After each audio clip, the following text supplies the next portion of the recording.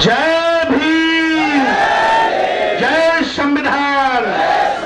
सर्वसम्मति से लाखों लोगों ने आज ये प्रस्ताव पास किया है कि कभी भी कोई अगर राष्ट्रीय ग्रंथ घोषित किया जाए तो संविधान ही किया जाए। हम सब लोग सहमत हैं? बहुत बहुत धन्यवाद, बहुत बहुत धन्यवाद। सभी लोग बैठ जाएं।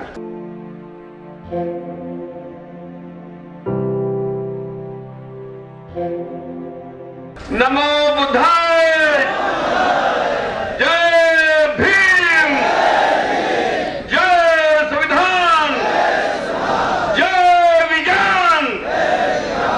साथियों, जिन जिन लोगों ने भगवान बनने का प्रयास किया आधे से ज्यादा जेल में जा चुके हैं और बाकी के लोगों को अभी जाना है। जिन लोगों ने ऐसे ऐसे प्रपंड महल से बच्चे बना दिए, आदमी की गर्दन पर हाथी की गर्दन लगा दी, इस देश को छुड़िया जो बंधन निकल गया। आज मंच पे बहुत सारी ऑडियंस और आप सब यहाँ पर, हम बहुत ऊंचे नहीं हैं और आप कोई नीचे नहीं है।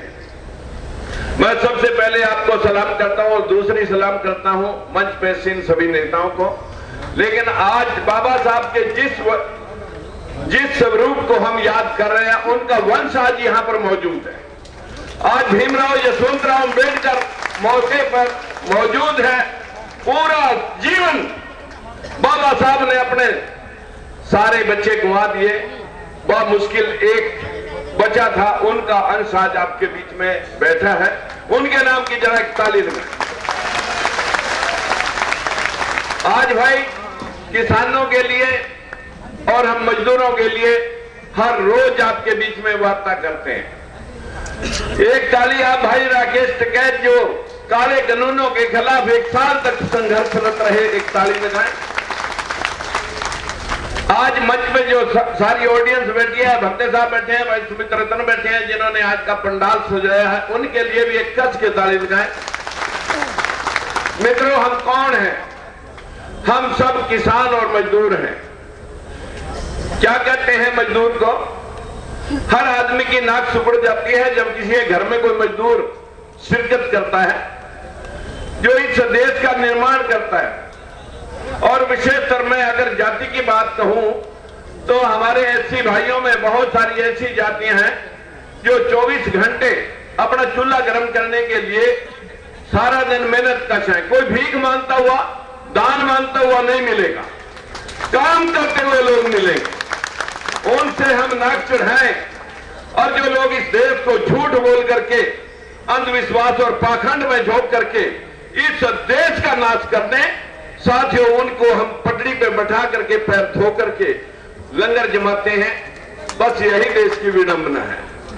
अगर हमारे देश में से बच्चे आज हजारों करोड़ों Canada, America, Australia, German, Japan वहां पर जा रहे हैं, वहां कोई धोख मारने के लिए नहीं जा रहे, वहां मेहनत करने वालों को पैसा मिलता है, उनका सम्मान होता है। इस देश में मेहनत करने वाले की कमर तोड़ दी गई है। बस यही संविधान को लागू करने के लिए आज हम सब यहां पर इकट्ठे हुए हैं। अगर आप चाहते हैं कि इस देश में जो लोग कमांड कर रहे हैं, जो लोग इस देश के हुक्मरान हैं, उन लोगों ने पूरे देश में जहां आखिरी फैसले होते हैं, पूरे देश के 25 हाई कोर्ट, एक सुप्रीम कोर्ट, एक भी जज बैकवर्ड का अभी कोई एक हाथ लगा, एक भी जज 1 अप्रैल 2018 तक तो एक भी जज बैकवर्ड का नहीं लग सका। शेड्यूल कास्ट की भी 23% रिजर्वेशन, 22.5% रिजर्वेशन थी, लेकिन उनके भी मात्र 600 जजों में सिर्फ 18 जज हैं। फिर हम क्या कहें? इसमें तो सारी पार्टियां ली, हम किसी एक पार्टी को क्या कहें? बहुत सारी पार्टियों ने इस समाज को फुटबॉल बना रखा है। आप हर बार सरकार बदलते हैं लेकिन सिस्टम आप नहीं बदल सके। आपका बना हुआ फुटबॉल और आप ही की वोट के जो इन पार्टियों में बैठे हैं वो बन गए हैं दलाल। और आप गरीबी, बेरोजगारी, लाचारी का आपको साथियों अभी तक नहीं है मलाल। हमारा भी एक दल, एक पार्टी हो, हम भी इस देश के निर्माता हो, जिसकी महात्मा ज्योतिबा फूले और भीमराव अम्बेडकर है एक मिसाल। आपने इस मिसाल को ध्यान में रखते हुए जगाओ इस मिसाल को, घर घर में जाकर के अंधविश्वास और पाखंड का चीरहरण करो। जब आप ये कर देंगे तो हमारा समाज जागरूक हो जाएगा और हम सत्ता की तरफ अपने आप चले जाएंगे। बाबा साहब ने कहा था शिक्षित बनो, संगठित रहो और संघर्ष करो। संघर्ष का समय आ चुका है। मैं अपनी वाणी को विराम देते हुए सिर्फ आपसे इतनी विनती करना चाहता हूं, अगर हमारे देश में बार बार आक्रमण हुआ, जिन लोगों ने हमें शिक्षा से दूर रखा, जिन लोगों ने हमें राजकाज का हिस्सेदार नहीं बनने दिया, उन लोगों की संख्या कम थी। हम उनका साथ नहीं इसलिए दे सके क्योंकि हमें पता नहीं कि हम गुलाम किसके हैं, विदेशियों के गुलाम हैं या देश वालों के गुलाम हैं। हम सारे गुलाम ही रहे। कभी आक्रमण हमारे पर बाहर से आर्य सभ्यता का हुआ, कभी हमारे पर आक्रमण साथियों इस देश के अंदर मुगलों का हुआ, कभी अंग्रेजों का हुआ, होनों का हुआ, डचों का हुआ। बार बार हम ही गुलाम हुए। ये गुलामी हमारी नसों में चली गई है। मेरी हाथ जोड़कर विनती है, इस गुलामी से बाहर आए, अंधविश्वास से बाहर आए। 21वीं सदी है, विज्ञान की सदी है। साथियों, बाबा साहब ने स्वर्ण अक्षरों में लिख रखा है कि 20वीं सदी अंधविश्वास और मनुवाद की थी, 21वीं सदी मेरा समाज जगेगा और राज की तरफ बढ़ेगा। मैं दावे से ये बात कह सकता हूं। मित्रों, आज समय आ चुका है। मैं आप सभी को प्रणाम करता हूं। हर रोज जब हम अंधविश्वास के ऊपर चोट करते हैं तो न जाने कितने लोग हमारे ऊपर प्रहार करते हैं कि राजकुमार सैनी किसी जाति का नाम ले रहा। साथियों, जिन जिन लोगों ने भगवान बनने का प्रयास किया, आधे से ज्यादा जेल में जा चुके हैं और बाकी के लोगों को अभी जाना है। आप चिंता मत करें, यहाँ कोई जाति की बात नहीं है। हम किसी जाति के खिलाफ नहीं बोलते।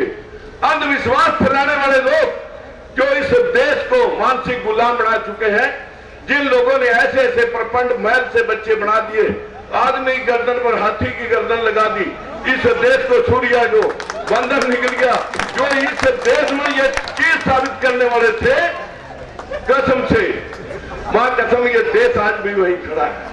हमारी नारी शक्ति, बदकिस्मती देखिए, जो बाबा साहब ने नारी शक्ति को संविधानिक के जरिए शिक्षा का अधिकार दिया, पति पिता की जायदाद में अधिकार दिया और अधिकार दिया, राष्ट्रपति बन सकती हैं, प्रधानमंत्री बन सकती हैं, जज एसपी डीसी बन सकती हैं, लेकिन किसी मंदिर की महंत नहीं बन सकती।